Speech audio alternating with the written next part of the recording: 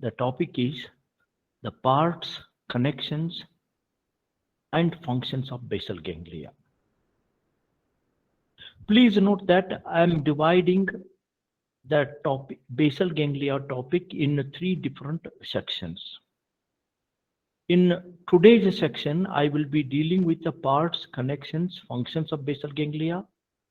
And in the next lecture, I will be talking about the physiological basis of various basal ganglia disorders. Then on the third topic, I will talk about various manifestations of basal ganglia, the clinical manifestations of basal ganglia and their physiological correlates. Okay, let us start the parts, connections, and functions of basal ganglia. This here is the brain or telencephalon. You have in this brain a tadpole-like structure. You have this tadpole here, and this is the basal ganglia. These are the subcortical gray matters buried within the hemisphere, within each hemisphere. So that means they are there tadpole-like structures, and they are called basal ganglia, or also they are known as a basal nuclei. They are, in fact, they are connected in series with the premotor cortex, thalamus, motor cortex, and then the motor neurons. Like that, I am making 4 things: the premotor cortex, the basal ganglia, thalamus, motor cortex, and the motor neurons. So all these are connected in series. That's one part. So these things start from the premotor cortex in the frontal lobe, and they modulate the thalamic outputs. Here, the term ganglion is a sort of a misnomer. Usually, we have used ganglion, paravertebral chain of ganglion, for the autonomic nervous system, especially the sympathetic nervous system. There is a synapse. Synapse is there. So now, in case of a dorsal root ganglion, where there is a cell body of the neuron. So this is here, these are clusters of neurons inside the central nervous system. The term ganglion is not usually used for clusters of neurons inside the central nervous system. It's not used inside the nervous system. And here we are using it as an exception. Now, what are the parts of the basal ganglia? Here I have taken the frontal section, or the coronal section of the brain. And if you take the coronal section of the brain, these are the 2 lateral ventricle, and we have the 5 parts. The basal ganglia have 5 parts. 1, the caudate nucleus. So this is the caudate nucleus here I have made. The putamen. This is number 2 is putamen. Then 3 is globus pallidus. These 2 are globus pallidus. And here you see this is internal, this is external. This is a GPE, globus pallidus externa, and this globus pallidus interna. Then we have a subthalamic nucleus. So that is the cluster of neurons here in the subthalamic component, subthalamic nuclei. Substantia nigra. This is substantia nigra, a black body. So these are the 5 main structures of the basal ganglia. In fact, as I was mentioning about the basal ganglia, it's a tadpole-like structure.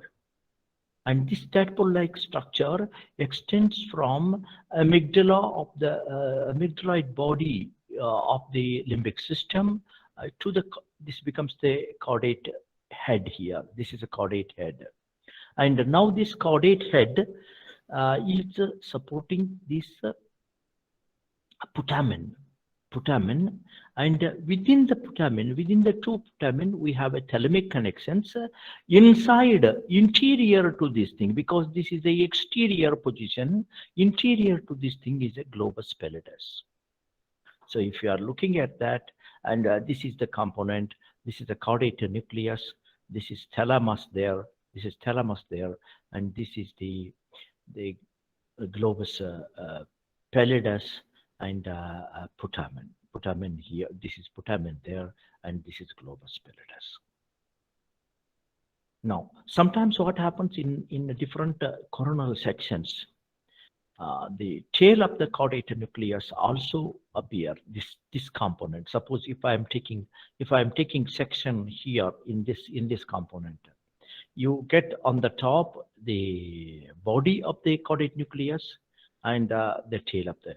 Suppose if I take section here, I will get only head of the caudate nucleus.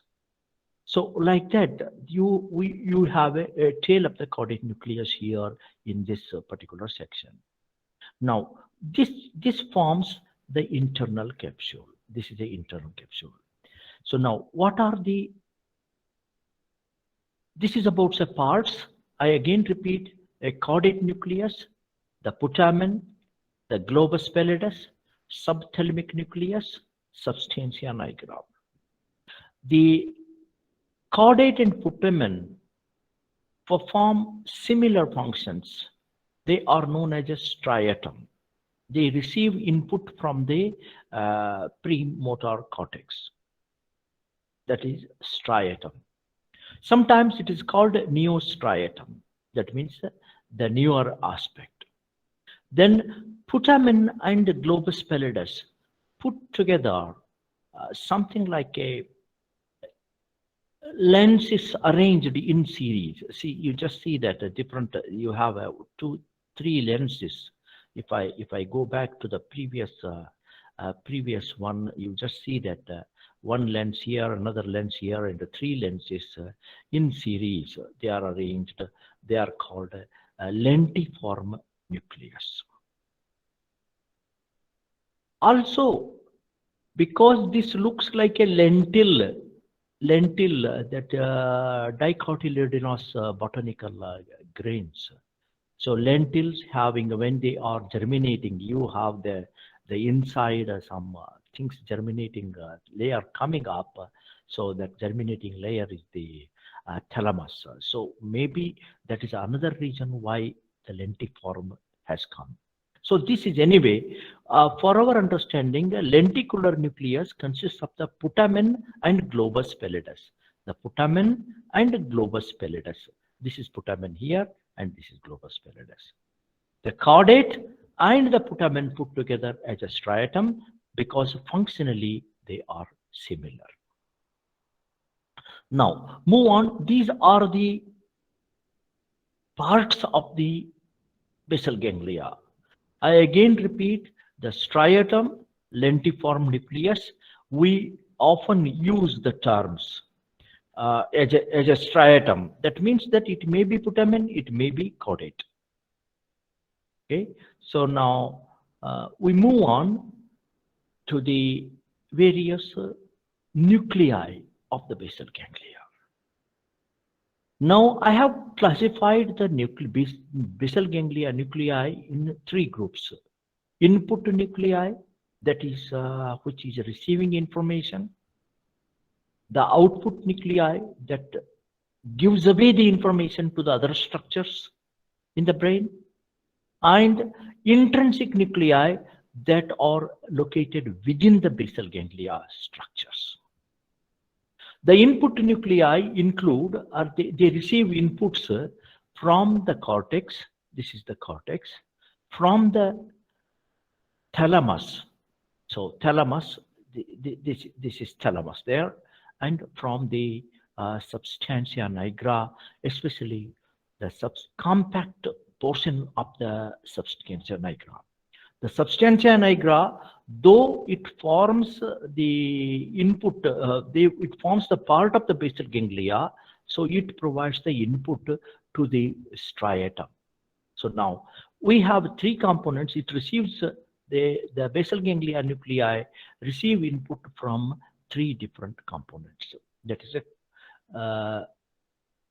from cortex, thalamus, and substantia nigra compacta reach to caudate nucleus, putamen, and the nucleus accumbens.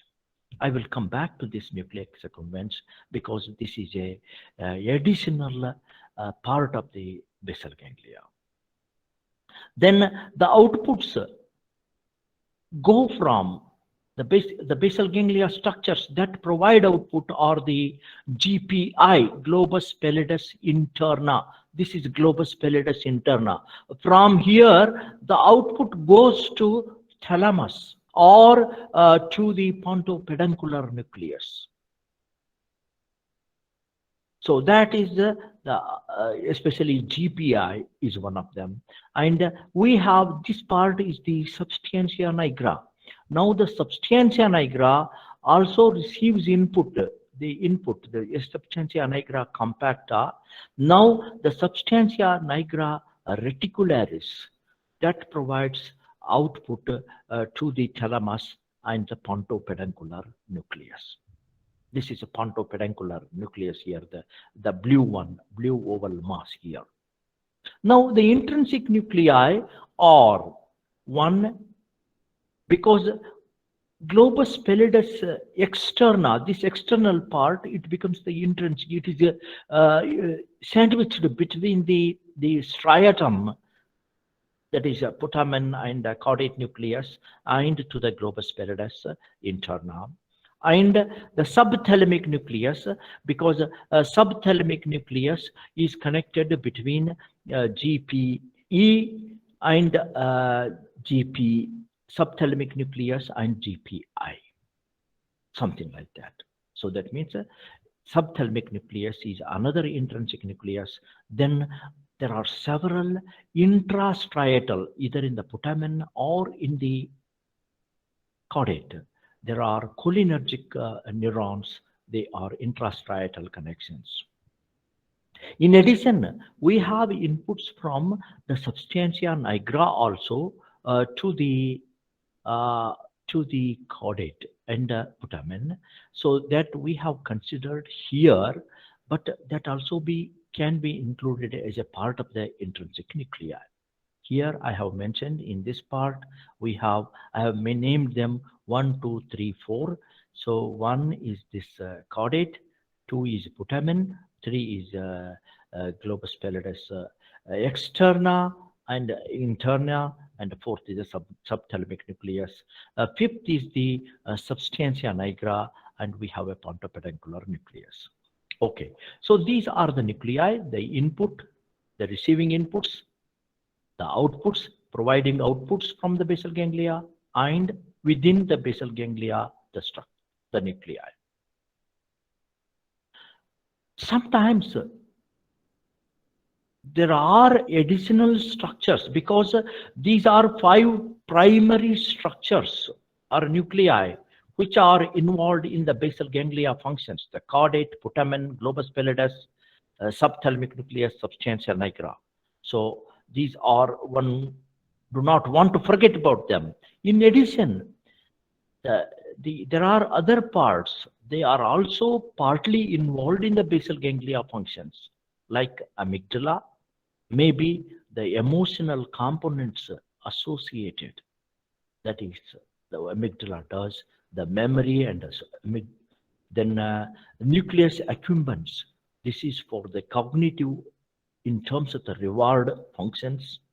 The pontopeduncular nucleus, that is for this is pontopeduncular nucleus here. This is the amygdala. Caudate is here. This is the amygdala. and this is red one is the nucleus accumbens, and this is the pontopedunculaar nucleus, and even the corpus callosum between the connections between the two hemispheres, the corpus callosum and a part of the internal capsule. If you are looking at the structures here, because this is the internal capsule there, and this part of the internal capsule also having the fibers containing the performing the basal ganglia functions. Okay, so now I have added 5 additional parts. So if you, because each one of them have a particular significance in terms of the basal ganglia functions. Then comes we have this plan of action, the voluntary movement. I have already explained about it. So today what we are looking at, we are looking at this component, the cortical association area. That is the, if I briefly talk about this, it starts with an idea. Idea provides information to the cortical association area. Cortical association area sends information to the premotor and motor cortex, and the premotor and motor cortex sends information to the spinal cord. This is from the motor cortex, and that will be for the movement. And this part, the cortical association area, in connection with the lateral cerebellum and basal ganglia, sends information to premotor cortex. The premotor cortex in turn is interacting with the basal ganglia. Today we are seeing this component, the cortical association area and the premotor area, as one component which are inputs to the basal ganglia, that in turn gives to the motor cortex and then the action. This is the plan of action. We are seeing the information I have made in this box. Now, normally the basal ganglia is connected in series with the premotor cortex and the motor cortex. The structures are the premotor cortex. This is one. This is the entire cerebral cortex I am trying to show here. The premotor cortex. Then the information comes to basal ganglia. If you are looking at this, the premotor cortex, information comes to basal ganglia. The basal ganglia here. From the basal ganglia, information reaches to the motor cortex through thalamus. Okay. Now the motor cortex, this is where the pyramidal tracts originate. This is the pyramidal tract. So this that would descend down. That would descend down and cross to the opposite side by making a pyramid. By making a pyramid that forms the corticospinal tract. So now this is the very brief plan of the basal ganglia circuitry.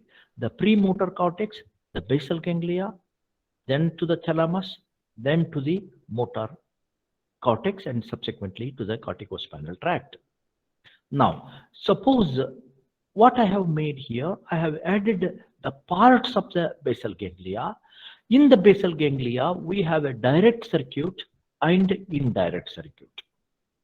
Now, I am trying to provide you the basis for a direct circuit.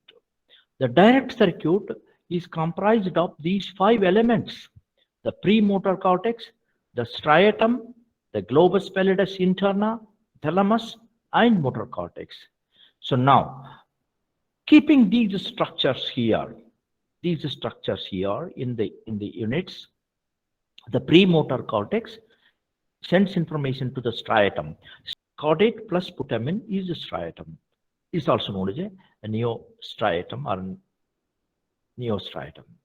So then from the striatum, it will send information to the globus pallidus interna. That means interna is an output nuclei.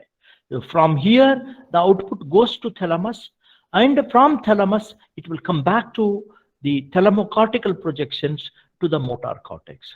Here in the thalamus, it is the ventro-anterior nucleus of the thalamus, and then sends information to the motor cortex, and from the motor cortex, the corticospinal tract comes. Okay, so now to extend this circuit a little further, So now what I am adding another information here. This direct circuit is a hyperkinetic loop. I'm just adding the action component of this direct circuit. So now the elements of the direct circuit are same: premotor cortex, striatum, globus pallidus, interna, the thalamus, the motor cortex. Here you just look at that. Now I have changed the colors of these arrows. These blue arrows indicate the excitatory inputs. The red arrows indicate the inhibitory inputs. Now, from the premotor cortex, it reaches to the striatum. The excitatory inputs reach to the striatum. The striatum, in turn, connects to the globus pallidus via inhibitory inputs. That means, so it will send in inputs here. These are inhibitory in nature. That means that inhibits the globus pallidus. Now, that inhibition, that means that because of this thing, globus pallidus interna sends fewer inhibitions to the thalamus. Now, if this is sending information here, this is more excited, then it inhibits this. If this inhibits, the information going out from this is lesser, and if this is lesser, this is not inhibited, this is going with a full range of activity. That means excited. This is hyperkinetic. I have put this thing, this is circuit, this is direct circuit, this is known as a hyperkinetic circuit, to make you understand mathematically. Say, for example, plus, this is a plus here, this is a plus I have put. This is a minus here, that is inhibitory neuron, striatopallidal. Striatopallidal inputs is a GABAergic input that inhibits this pathway. This is minus here. Then pallidothalamic, this is globus pallidus interna to the thalamus. This is also inhibitory. This is inhibitory here. So then thalamocortical, this is thalamocortical from the ventro-anterior nucleus of thalamus to the cortex. It is excitatory. If I multiply, or if you just use a simple mathematics, the multiplication of all these units, say for example, +1, -1, -1, +1. So the net result is plus. It is an excitatory. So the number of activity going from thalamus to motor is increased. So that enhances the activity of the corticospinal tract. What does it mean? So it means that it starts the action, or it augments the action, whatever the way you talk about. Suppose it starts the action or it augments the action. This is what the direct circuit do. Okay, so now once we have looked into the direct circuit, I want to add one more circuit. So here in this situation, I am adding an indirect circuit. In this indirect circuit, in this particular segment, I have not included the direct circuit because I want to mix them in the next segment or in the next level. So what happens? The premotor cortex sends information to the striatum. That's the first thing. From the striatum, in the previous one, it was going to this globus pallidus interna. No, the striatum sends information to the globus pallidus externa. Okay, this is globus pallidus externa. And globus pallidus externa talks to subthalamic nucleus. The globus pallidus externa sends information to the subthalamic nucleus.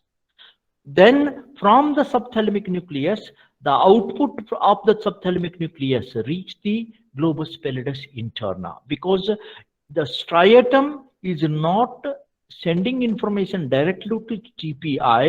It will be sending information through GPA subthalamic nucleus and then to GPI. That is why it is called indirect circuit. And from the globus pallidus interna, again the path is similar. It sends information to the ventro-anterior nucleus of thalamus and then to the motor cortex for the action. Now, if we look into the mathematics of this particular loop or circuit. You just see that it is excitatory here. Yes. Then the striatum to globus pallidus externa is inhibitory, GABAergic. Then globus pallidus externa to subthalamic nucleus is inhibitory. And from the subthalamic nucleus to globus pallidus is excitatory. And globus pallidus interna to thalamus is inhibitory. And then again, thalamocortical projection is excitatory. I am multiplying these units here, the plus, minus, you just say that plus 1, minus 1, minus 1, plus 1, minus 1, and plus 1. Multiply this thing. The net result will be minus 1. It will be minus. So what is that minus means?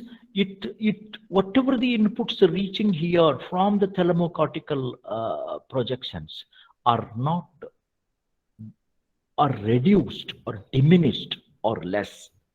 So this carries the inhibitory number of impulses reaching or less, fewer. Thus, it is a inhibitory circuit which is reaching to the cortex. That is why it is called a hypokinetic loop. Okay, let me repeat about the indirect circuit. This indirect loop involves 7 segments: premotor cortex, striatum, GPA, subthalamic nucleus, GPI, thalamus, motor cortex. Now I have sequenced them in the same order. So this is a premotor cortex, the striatum, globus pallidus externa, subthalamic nucleus, globus pallidus interna, and thalamus, and back to motor cortex. Then from here, the corticospinal tracts originate. Okay, so this is hypokinetic, as I have shown here with the mathematics for you people. So if I were to explain that if this is inhibited less, then the inhibition of the inhibition is more subthalamic activity. More subthalamic activity activates more globus pallidus activity. The more globus pallidus activity means inhibition of the thalamus. Then thalamus will not send as many impulses as before. In the other circuit, so it will be here, that will be excitatory. So now indirect circuit is a hypokinetic loop or inhibitory loop. Direct circuit is a excitatory loop. I have just combined both direct and indirect circuits here in this particular diagram. Now I tell you, I will first show you the direct pathway, the premotor cortex, the striatum, the GPI, thalamus, and the motor cortex. This is direct. The premotor cortex, the GPE, subthalamic nucleus, GPI, thalamus, and motor cortex. This is indirect pathway. Okay, so now that means our actions are alternating, because if this is sending information, this sends both, it will have a excitatory as well as inhibitory inputs. The excitatory inputs are the first one to begin, because the actions may start. Then after the actions may start, there will be some checking or correction or the restraint by this indirect circuit. Okay, so now this is a course adjustment. Suppose whenever we are trying to make a motion, this direct and indirect circuits, they will make a course movement, course action, that is a gross movement, either to increase or decrease. This is like a course adjustment in case of a microscope. Then fine adjustment is made by another basal ganglia area known as a substantia nigra. So again, this substantia nigra is located here almost in the midbrain area, and it is having a black the neurons stained dark with the silver staining. That is why the nigra, the black like a black body, substantia nigra, and they have two components, substantia nigra compacta and substantia nigra um, reticularis. The compacta, substantia nigra compacta, sends information to the striatum. So this is known as a nigrostriatal tract. So that means it will fine tune or adjust the activity of the striatal activity. Now, you look here, the nigrostriatal tract is a tract which secretes dopamine as a neurotransmitter. It has two set of neurons, and these two set of neurons, in one set of neuron, these more number, they have been expressed with the D1 receptors. The D1 receptors are excitatory, and these D1 receptors are making a direct contact with the GPI. So that means they are participating in the direct circuit.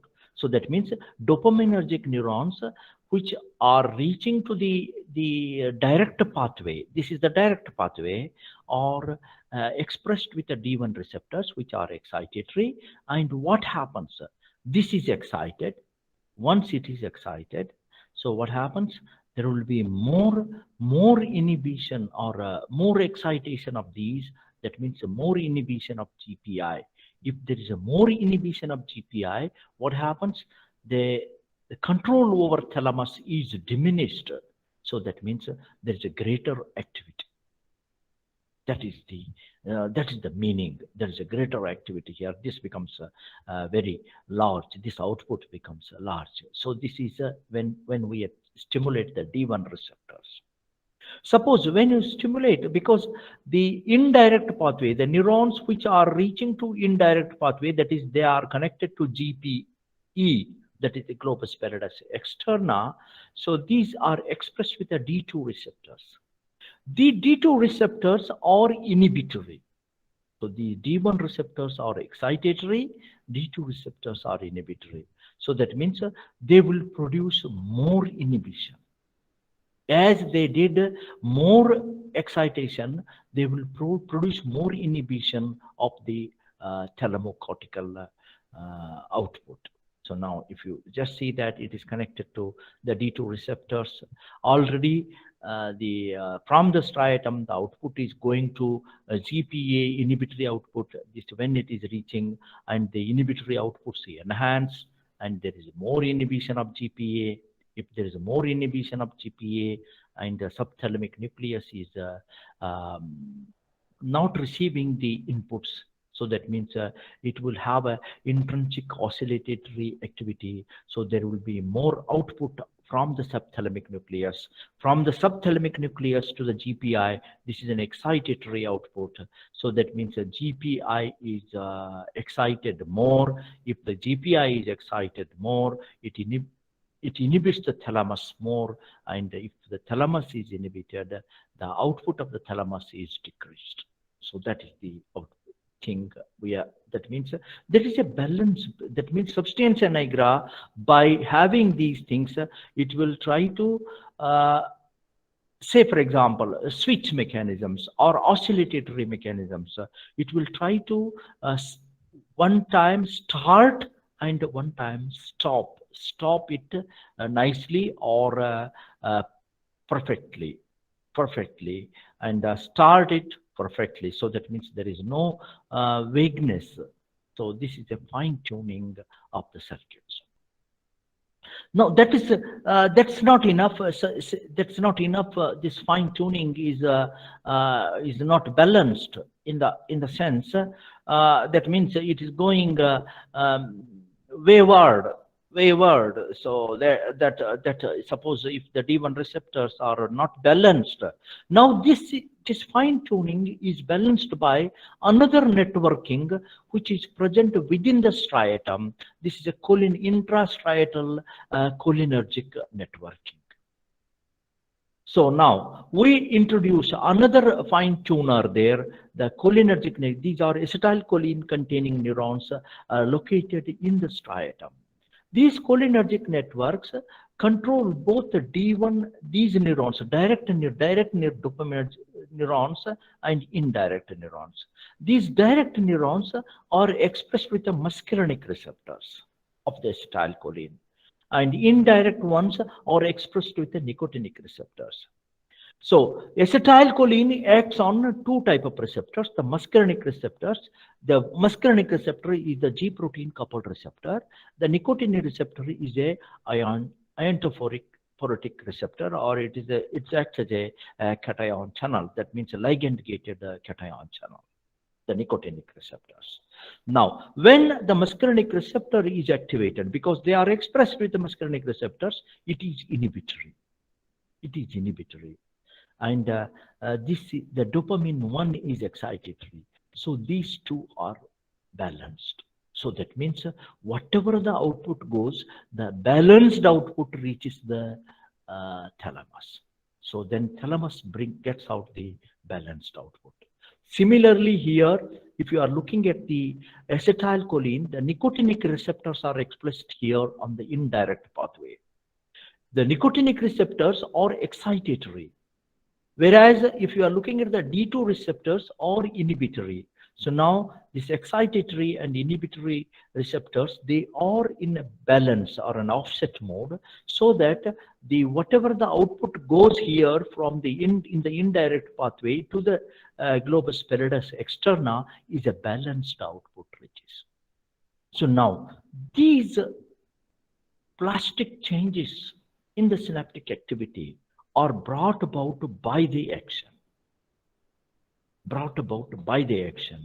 So that we have a balanced situation. If you are looking at here, dopamine on the excitatory thalamic output, so we have a dopamine 1 receptors enhance the activity, the thalamocortical activity, and dopamine 2 receptors decrease the thalamocortical activity. These are the two fine tuners.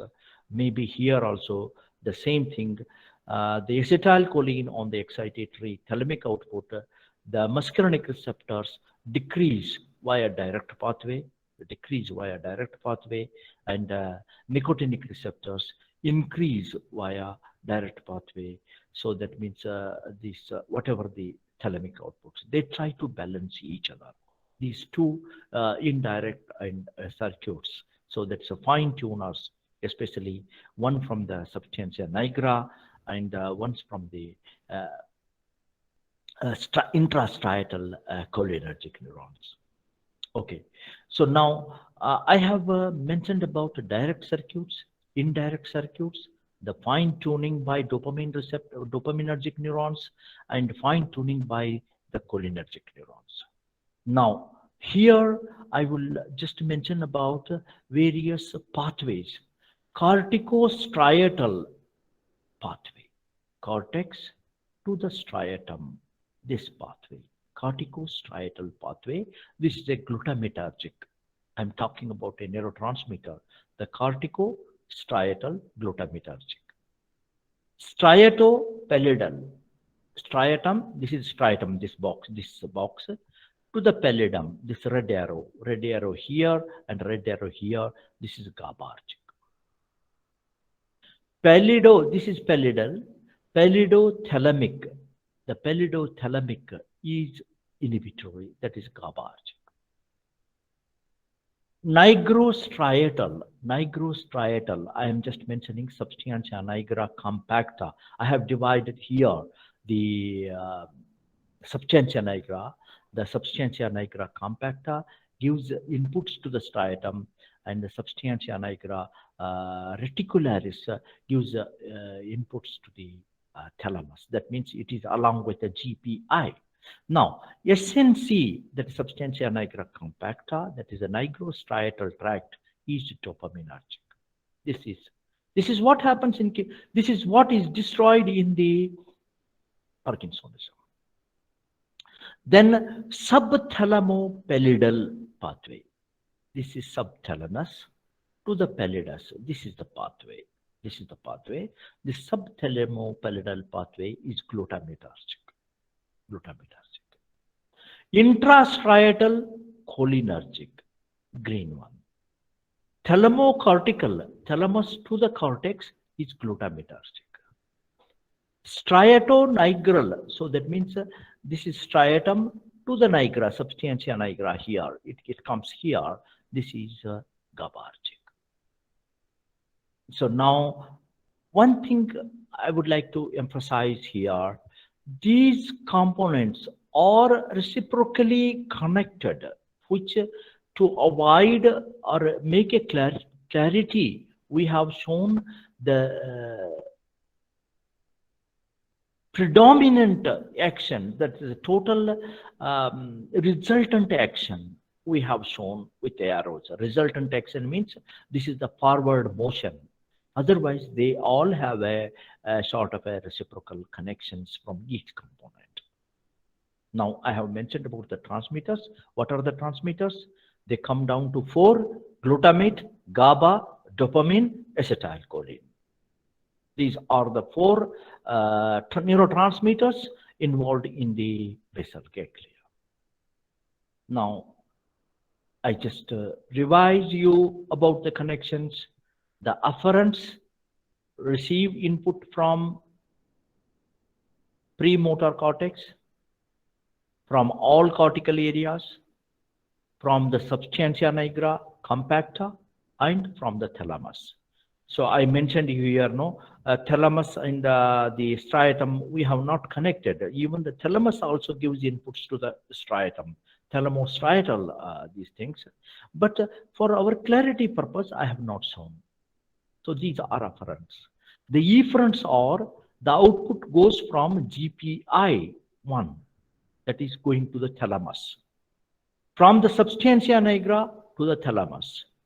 From which part of the thalamus? Ventral anterior nucleus of the thalamus. In addition, this GPI and substantia nigra output are also reaching to the midbrain structures, the pontopeduncular nucleus.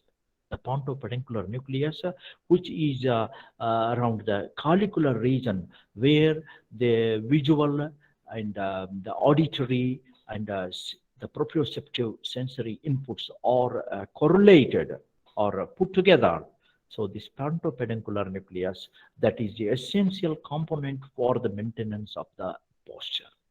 So now these connections are reaching here.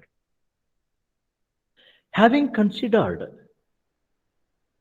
the connections of the basal ganglia, though it looks a little complicated, I have made it simple. You have to revise, then it will become clear. Now let us come with the functions of the basal ganglia. I name here the planning and programming of the voluntary action, that is number 1. Then executing the whatever the planning and programming has given, executing the pattern of movements. This execution of the pattern of movements are mainly involved by the putamen neurons or putaminergic circuit. I will explain it. Cognitive control of the voluntary action. This cognitive control of the voluntary action is done by the caudate nucleus. Timing of the voluntary action, the scaling of the voluntary action, maintaining the tone and the posture required for the voluntary action, for a given voluntary action. Then it will dampen the oscillations of agonist and antagonist group of muscles, because we have the oscillations, and it will dampen or attenuate the oscillations of the agonist and antagonist group of muscles. And it acts as a switch for the voluntary action. That means turning on or turning off the voluntary action. I repeat, I have mentioned 8 functions here: planning and programming, execution of the pattern movements, the cognitive control of voluntary action, timing of voluntary action, scaling of voluntary actions, the posture and tone required for the action, the dampening of the oscillations of the agonist and antagonist group of muscles, and a switch for the voluntary action. Now, we consider each one of them briefly in each component. Now, the first part is the planning and programming of the action. This planning, just let us see this example. Here is an action. You have asked somebody to set the plates in the dining table. This is an action. Setting the plates in a dining table is an action. Now that individual, now he has to keep his hands free, and his idea centers provide information on which group of muscle to be required. Say, for example, he was standing somewhere else, so then that means he has to the site where those plates are placed. He has to move to that, so that means movement. So then he reached to the cupboard or the place where the plates are placed. So then after moving, then he has to lift the hands to reach the plates. So then lifting up the hand requires lifting of the joints, the shoulder joint, the elbow joint, the wrist joint. It's not at all. So the shoulder joint, the elbow joint, wrist joints, it's not only lifting, it has to be maintained at a particular level. Say, for example, if it is located somewhere here, this part, so then he has to move to that site. That means a particular location. Then grab the plate. Then bring the plate with a particular care to the dining table. Then keep it on the dining table. And at every level, you have to maintain the posture. Suppose at any level, if you lose your posture, the plate will break. So now this one, then another thing, suppose you are lifting up 6 plates together. If you are lifting the 6 plates together, you have to have that the intensity of the muscle action. That means how much force is required to hold those plates. How much care and what is the time duration in which you have to take it. And the spacing. See what happens whenever you are in a hurry, you want to do certain actions and you try to grab this thing and that, and suddenly you will not be able to get the plate, and plates will drop and plate will break. So that is the so that maintenance of the timing, duration, and intensity of action are also to be done. And at the end, once you have placed it on the table, and he has to say, yes, I have done it. So stop the action.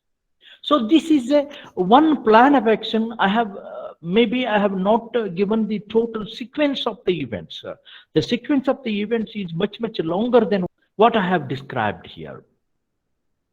The sequence actions are many than what I have described.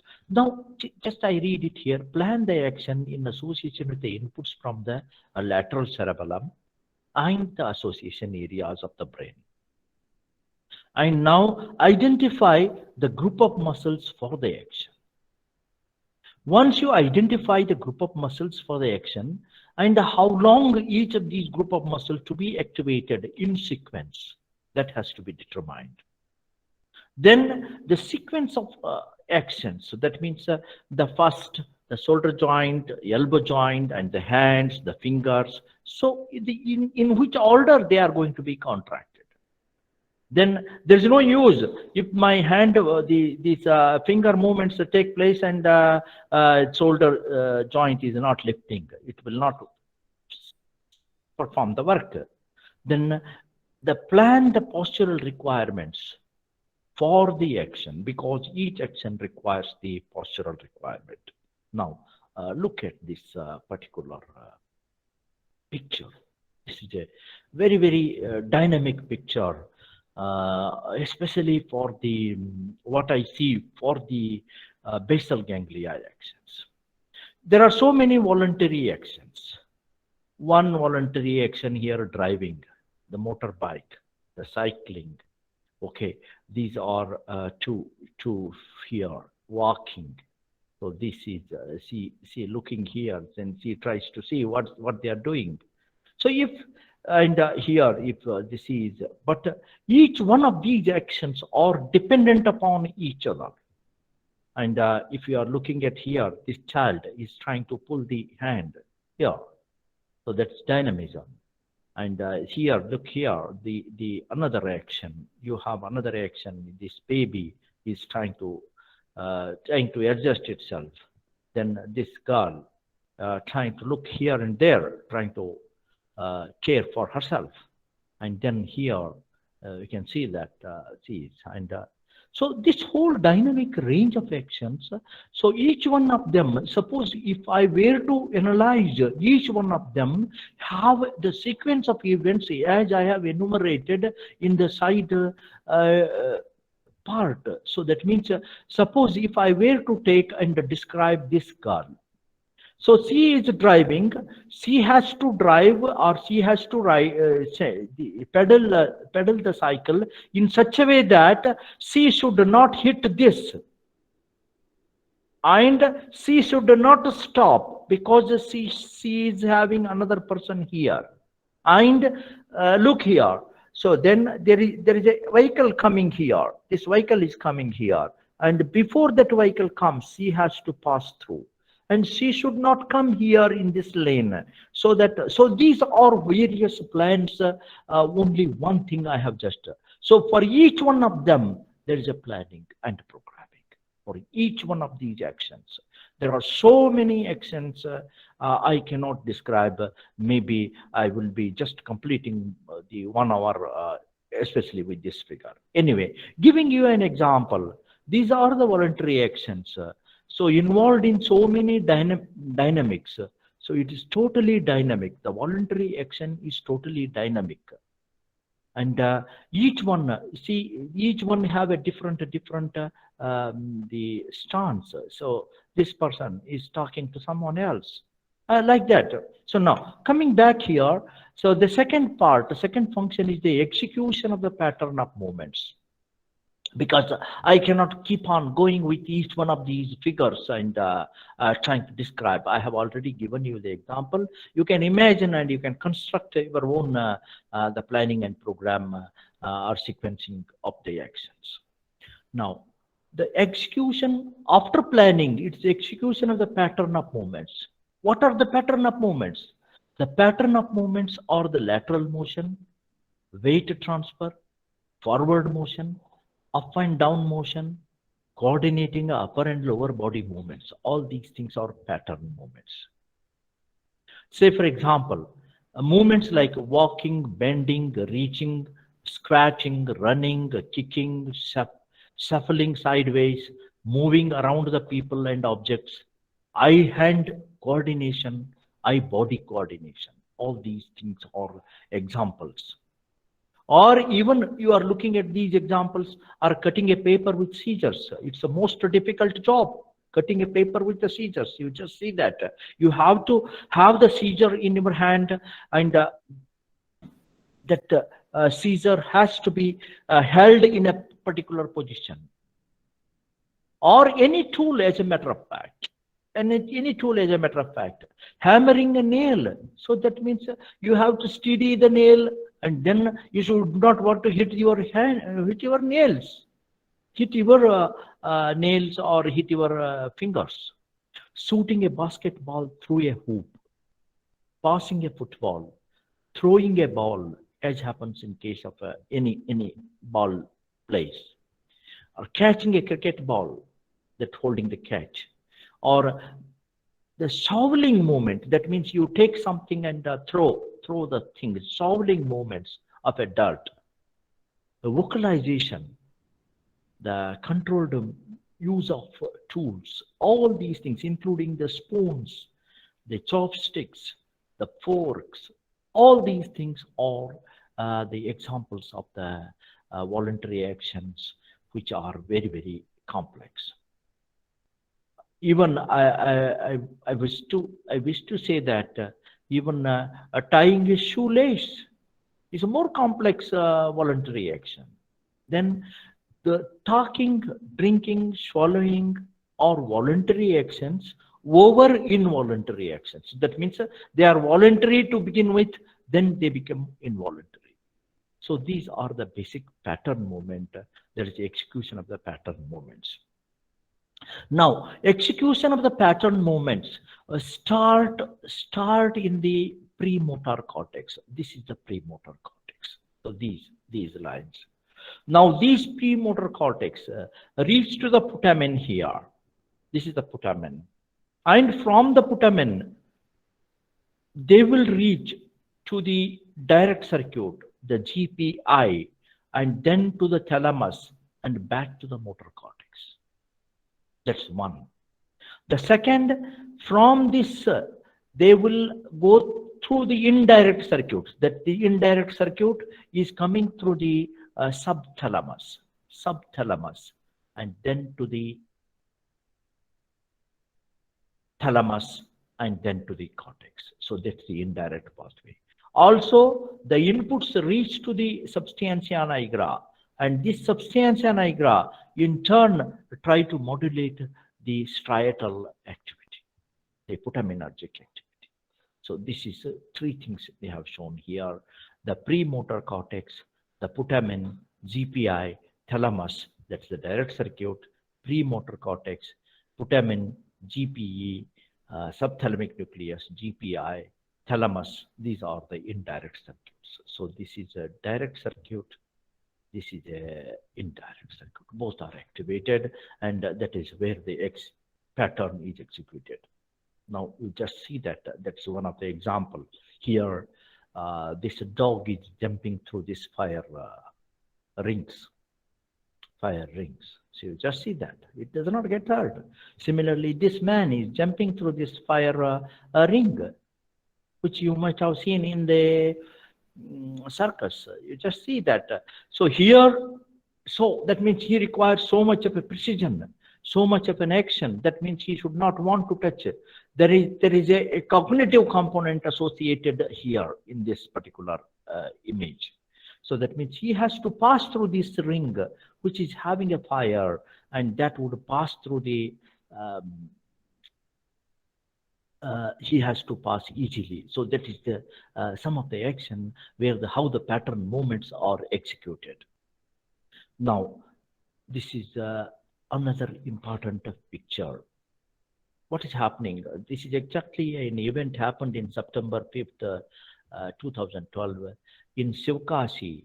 This fireworks factory got the fire, and when the fireworks factory got the fire and there was a blast or a fire in this, and the people are running. Now, why the people are running? How much time it has taken? This is a part of the cognitive function of the movement, the cognitive, because they know that it is dangerous. There is a smoke there, and they want to run away from the place so that they will not be suffocated. So like that. So now, with this background, we move on to the third component, cognitive control of movements. The cognitive control of sequence of pattern movements, it is operated through the coordinate circuits. Movements are executed according to the previously learned events in response to situation. I have shown the situation there. There's a fire alarm, alarming or life-threatening. So these are potentially dangerous situations. So now let us examine one of the examples. Example 1, the difference of a reaction of an infant and an adult for the presence of snake in their vicinity. Say for example, in the bed where the infant is being placed, you have a snake, and in the bed where the adult is sleeping, the snake is placed. What would be the response? The infant is not cared. It holds on to it and puts it in the mouth, or it plays around. Whereas an adult, what happens? He will jump out of the bed and he will just run away, or he will try to get a something which you can kill the snake or whatever. So first he attempts to run away from the scene, or then he realizes, then he wants to control the situation. So that attempt to run away from the scene, that is a cognition. Cognition means he knows that a snake is a dangerous species, wherein so it may kill him, whereas the infant does not know. This is a cognitive component. So this reaction does not lose the time, because if you lose the time, snake will bite you. So that is the type of cognitive component of the movement. The second example I have already shown in this picture. So that means they know that this smoke and all these things, there may be many more bloods, they may be injured, and they want to run away from the scene. Then another thing, suppose you had gone to a trekking. Sometimes you go to this Tirumala by walking or trekking. There are also wild animals there. And if in the night also it is open, if the wild animal approaches to you, what do? So you try to run away. Instantly you run away, automatically protect yourself, turning away from the wild animal and beginning to run. Or if there are some trees, trying to climb the trees or trying to do something so that to protect ourselves. These are cognitive, because there's impending life threatening for that individuals. Without the cognitive functions, the person might not have the instinctive knowledge what will happen. And this instinctive knowledge, it should happen quickly without thinking much, because thinking requires a long loop neural networking. So it should be instant, it should be quick, and it should be appropriate.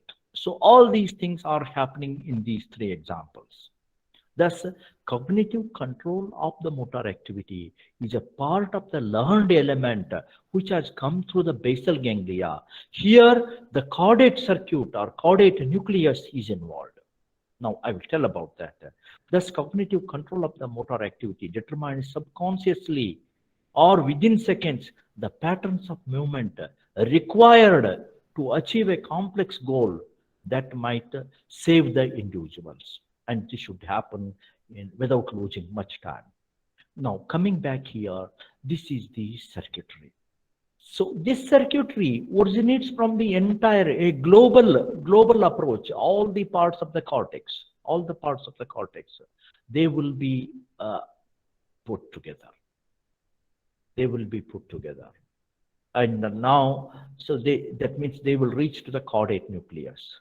That means from the frontal, then motor, the sensory component, sensory association area, occipital, auditory, and even olfactory also. All these things would comes upon the caudate nucleus. Now the caudate nucleus through the direct and indirect pathways, they will send back to the premotor cortex. And this one is going through the anterior nucleus of thalamus to the frontal area. And here the insular cortex and the frontal cortex are also involved. Overall, the person is trying to run away. This is one of the cognitive circuit of the basal ganglia function. Now here you just see that person trying to catch the ball, or you just see that this timing of the action.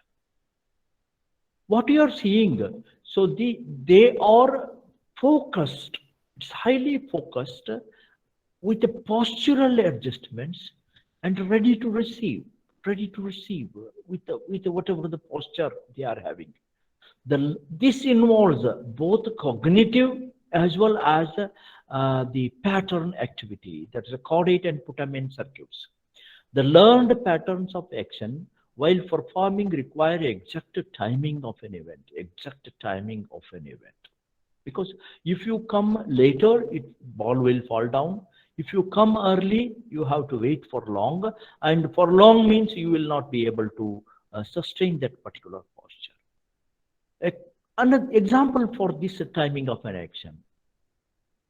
Here in our own campus, if I want to get out of the campus, we have a highway there in front of the main gate. And that's a very busy highway. So a lot of there's a vehicular traffic is very high, and especially those trucks, the heavy trucks, bus, cars, so on and so forth.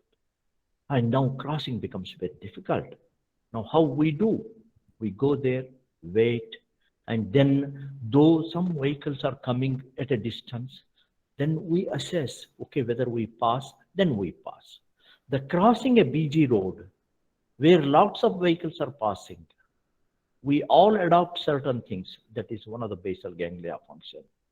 In that case, the person waits for such a time in which he is able to make through and then reach to the other side of the road. Or second example is catching a ball in a cricket match here. You just see that they have given throwing oneself on the ground for a diving or coming under the ball to catch the ball. This is achieved by both the caudate and putamen circuits because they require both one cognitive component as well as because there's a visual thinking and all the cognitive components plus the pattern activity. Both of them are working together. Scaling up an action. The scaling means the intensity at which we perform the action. The learned patterns of action while performing, we may require to assess the intensity or gradation of the voluntary movement. Okay, so now I will just give the example, and then the example one, if one is asked to write alphabet A on a piece of paper and on a chalkboard. So you just see that.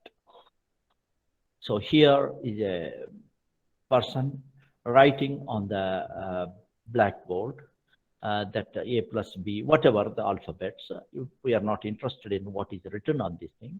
And you see that this is the blackboard. You can assess the size of the blackboard with the size of the person and the entire thing.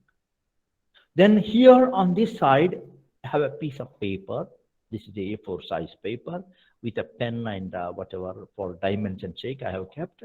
I have written this A plus B square. You can just see the size of the letters.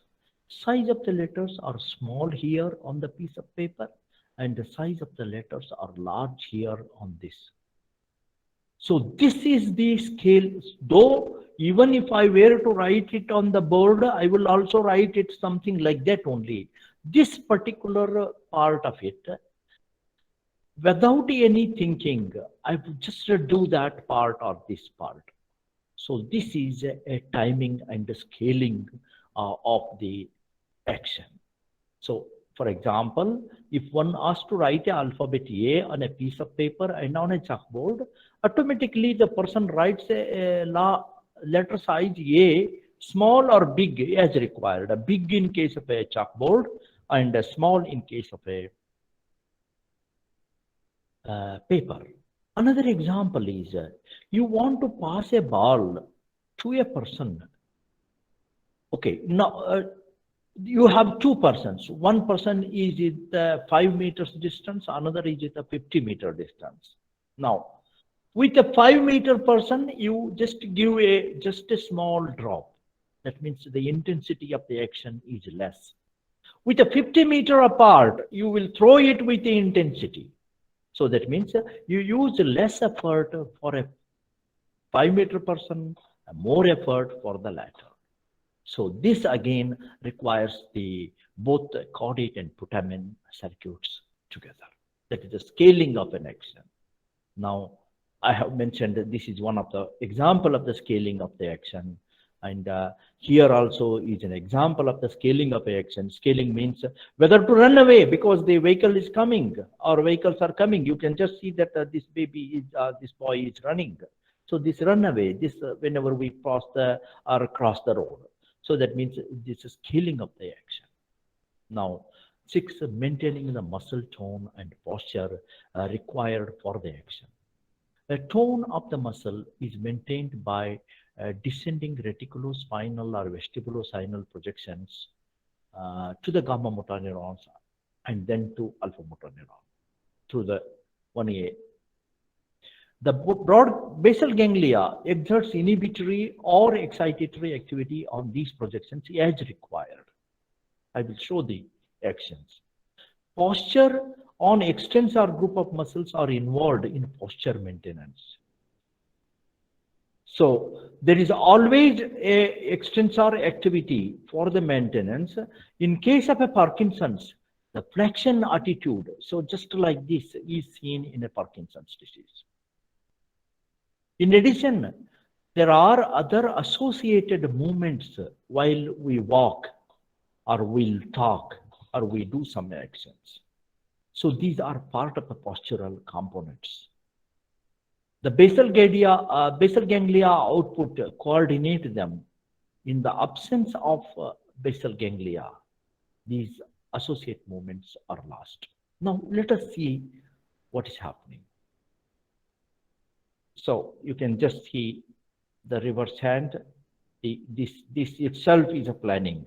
This is a planning, trying to just touch it, and see the posture adopted.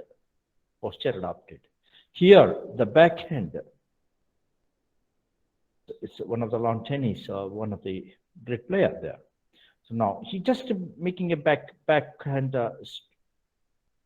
return. So you just see that how he is doing, and you see the adoption of the posture. This is the posture. So all these actions. Now here in the shuttlecock here again. So now he wants to reach there and he wants to touch that and he wants to place it over the net. So that is another, that means the intensity, timing, the posture, everything is there.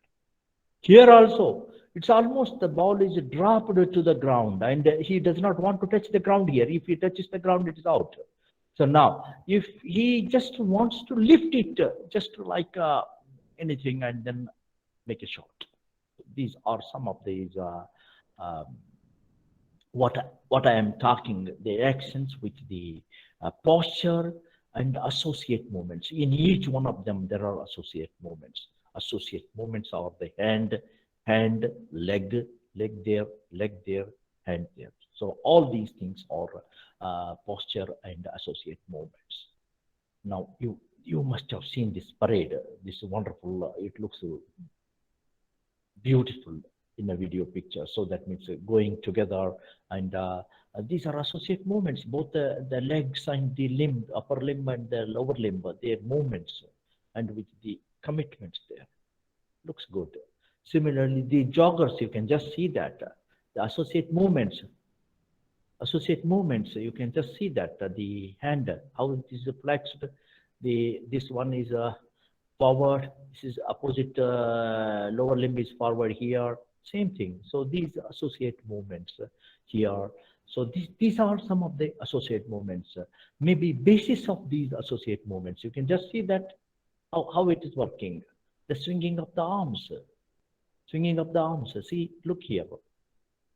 Now, this swinging of the arms is, you just see that what these group of muscles there, they are working, and they are something like a quadruped. So that means this is a dog there, and the forelimb and hind limb motions, they are crossed. Same thing happens in case of humans. So that means swinging of arms is one of the associate movements, and in the erect posture there. Now, the another important aspect about the basal ganglia function is damping or attenuation of the oscillations of agonist and antagonist group of muscles. Usually, we have oscillations. Our muscles or agonist and antagonist groups of muscles have oscillations. And these oscillations are dampened by the basal ganglia outputs to the pontopeduncular nucleus and to the cortex. Normally, there are oscillations of the agonist and antagonist group of muscles, and they are dampened by the projections to the pontopeduncular nucleus. So, and they are inhibitory. So they suppress them so that the spinal motor neuron pools are silent. So that means there are no oscillations. Suppose in the beginning, when you are trying to learn in action, you will have more tremors, more of these oscillations. In the absence of input from the basal ganglia, what you see? You see these oscillations. And these oscillations as a tremor, that is a tremor there, or a writhing movements, as happens in case of agitosis, or a sudden violent motions, as happens in case of a bellismus. These are the important things because the basal ganglia attenuate the oscillations. Basal ganglia, because this for any voluntary action to be turned on or turned off. To turn on because of the activity of the direct circuitry, that is the switch that begins. The start an action, turning on. Suppose a person with a basal ganglia disorder, he sits there on the chair and tries to get up for long, thinks, and finally he makes an attempt and he succeeds. So that is the switch. And a basal ganglia person, if he is walking, suddenly you stop him, he will fall down because his motion is not, the switch mechanism is not, turn off mechanism is not working. So that is a turn off mechanism. Here is the thing, you turn on mechanism, you just see that the Olympic runners, they just are ready because they do not want to waste. See, look here, if you are looking here, how there is a lag of time with some individuals. So that means they use this pedal so that they will take it as a propulsive movement so that they can take on or turn on the entire event. Now, turning off, this is the end. So now this end point, when they reach, they will stop, but they cannot stop abruptly. They have a motion. Still, they have to continue for some time and some distance, and then they will be stopping. But in case of a danger, they will stop. In case of a danger, if there's a valley in front of them, they will stop. That is a turning on and a turning off signals maintained by the basal ganglia. Well, I have covered the number of points about basal ganglia. To summarize, the basal ganglia are a group of subcortical nuclei. They are named as caudate, putamen, globus pallidus, subthalamic nucleus, and substantia nigra. These are the 5 things. There are other things. They are connected in series with the premotor cortex, basal ganglia, thalamus, motor cortex, and motor neurons. Both axial, posture regulating, and distal, they action. There are what are called a direct pathway, which are hyperkinetic, which are excitatory. The indirect pathway, these are hypokinetic. There is a fine adjustment performed by the another group of nucleus, that is substantia nigra and intrastriatal neurons. In the basal ganglia, we have glutamate, GABA, dopamine, acetylcholine as a neurotransmitter. I have basically, or primarily, there are 4 neurotransmitters: glutamate, GABA, dopamine, acetylcholine. Glutamate is excitatory, GABA is inhibitory, dopamine plus and minus, acetylcholine plus and minus. The basal ganglia performs following actions: planning, programming, and sequencing of actions, execution of the motor pattern of activity, performing cognitive control of an action, because of the impending danger, scaling of action depending upon the motion required, the timing of actions, the posture and associate movements for the action. For any voluntary action, there are associate movements. Then there is an oscillation of the agonist and antagonist group of muscles. They are dampened. Then basal ganglia is a switch that is a turning on or a turning off the voluntary action. Yes, these are the summary. Now I will mention the assignments. See, look here, this is a very important topic. I have taken enough time to explain each one of these things. I can explain n number of times as long as you want, because this is, in terms of the examination, this is one of the important topics. Describe the parts, connections, circuitry, and functions of basal ganglia. That's question number 1. Or the question may be, describe the parts, the circuitry of basal ganglia, mention the neurotransmitters from different connections or sites, mention fine tuning of the hyperkinetic and hypokinetic pathway. I have already explained. Then write short notes on striatum, globus pallidus, lentiform nucleus, nigrostriatal tract, direct circuit, indirect circuit, putamen circuit, carotid circuit. I have explained each one of them. Then in the next class, I will take with again the physiological basis of disorders of basal ganglia.